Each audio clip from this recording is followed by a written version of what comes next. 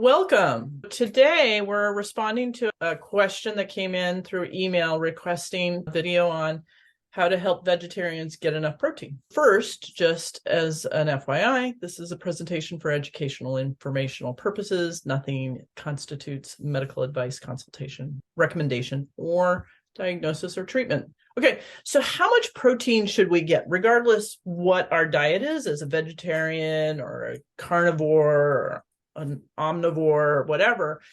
So this is a little bit in debate. And so I have a range of numbers. This is the numbers that I see help stabilize mental health, right?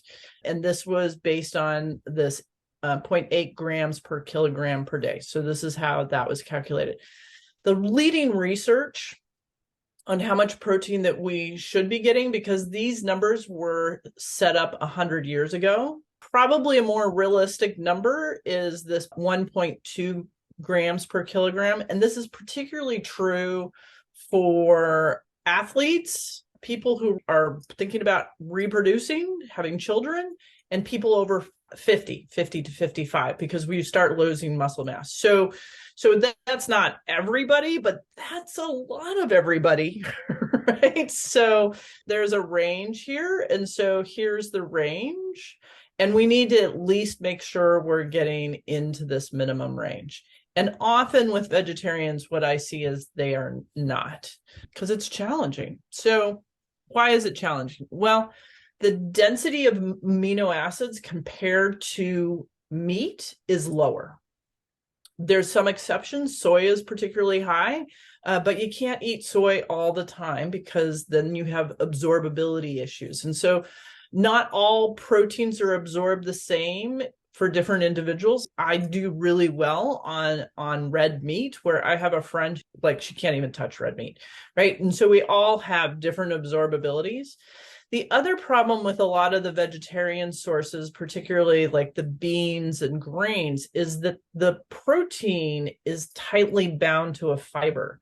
And so although we know how many amino acids there are in it when we put it into a beaker, that doesn't mean that our body has the same ability to extract as a chemical process in a beaker. And so if you haven't been introduced to the Huberman podcast, please go check it out. It's one of my favorite podcasts. I was listening to one of his interviews, and the author is an expert in amino acids and protein. And he estimates that for a vegetarian to get all the amino acids that they need in a week, that they need to be eating 120 grams of protein a day by label, which is a lot. But let's first start with what I just noted. You could take a screenshot of that or go back over that. First get there and then worry about the 120. So the fourth problem that vegetarians have is consistency. And that's access to high vegetarian sources. So I was a vegetarian for 15 years, and I remember there was this big celebration, and I called ahead and was like, hey, I'm a vegetarian. Will you be able to give me food for the day? And they're like, oh yes, no problem. And I got a plate of steamed broccoli, steamed cauliflower, steamed cabbage, steamed carrots, and steamed onions. That was my meal. And I scarfed down all the sourdough bread and butter because I was so hungry. And there was no protein in that meal, none. And the other is we get bored. And so we start drifting to more delicious sources that are not as high in protein sources. And we need a variety of sources. So like soy is a really dense protein, but it also blocks the absorption of minerals like zinc and iron. And so I've had vegetarians and vegans come in and they're only doing soy, and they're really depressed and sick because they're not absorbing their minerals. And when we diversify that, it's like a flower getting water. They're like, oh, I feel so much better. And they have to work a lot harder to get their protein in. So one of the first things that I do with a vegetarian or vegan is have them make a list of different combinations that will get them 30 grams of protein in a meal. And so I put this together just as a quick and dirty. So if you're doing quinoa, you need to do 1.5 cups to get to 30, right? Oats, everybody loves oats, but like that's 5 cups in a meal. And I don't know if I could even get in 5 cups of oatmeal. So oatmeal is just not a very dense source of protein. So you have to be looking at the density. Lentils, we're back to 1.5 cups. Refried beans, 2 cups. If we have eggs, like we can use eggs to diversify things. Cottage cheese is another really good protein source. So here I'm going to make people sad. Cheese and milk do not seem to behave as protein sources in the vegetarian and vegans that have come to my office. And that means that if you have a grilled cheese sandwich, that doesn't necessarily mean you got enough protein in. And you can test that. Like you could have a burrito with beans and quinoa in it and get enough protein in it, and then compare the energy level with a grilled cheese sandwich. And do you have 3 to 4 hours of stable energy, or do you crash after an hour and a half?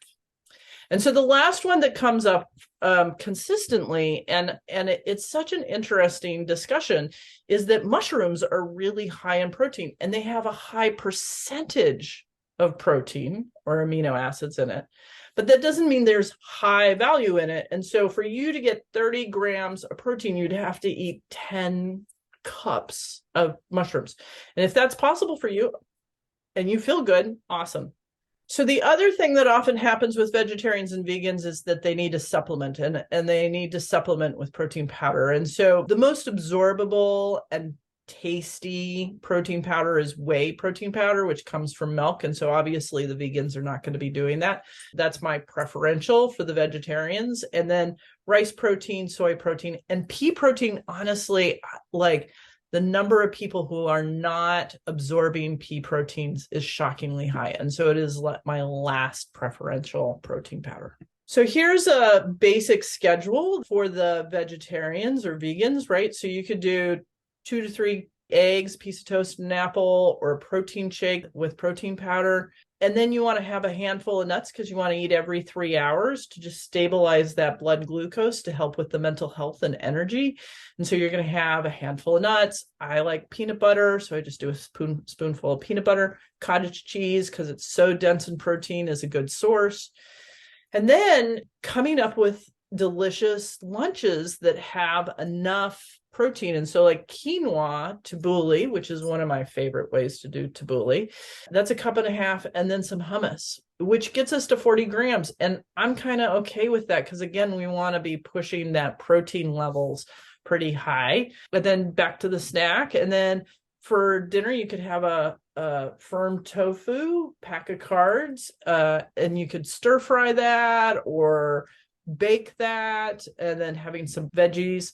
And then if you're having a hard time sleeping through the night or having nightmares, waking up at 3 a.m., getting some protein right before you go to bed is a good idea. So, because I really want people to think about how foods affect their glucose, I wanted to remind you that this is what happens when we just eat carbs. Like a piece of bread, it goes up and comes back down. When we eat carbs with fiber in it, it's slower to absorb, right? Like an apple. Pure protein, if we're just doing meat, like it takes a while before our body does anything to it and converts it into glucose. And this is the same with beans or quinoa. Like we need the carbs that are in beans and quinoa to fuel our brain immediately. And then our protein will be converted into glucose about 1.5 hours to 2 hours later. And then fats come later. And although veggies, like green veggies, are carbs, bell peppers are carbs, they don't spike our blood glucose. So here's an example of somebody who is using quinoa for breakfast and was doing like quinoa with some maple syrup or some honey and some nuts and some cranberries. But it really spiked her blood glucose at over 40 points, even though it sounded really good. And it was this crash 2 hours later that would cause her to get really anxious. It's the drop as well as dropping below her baseline. And when she would have lentil soup that had 20 grams in it, she would have this nice arc. And so this would actually last her 3 or 4 hours.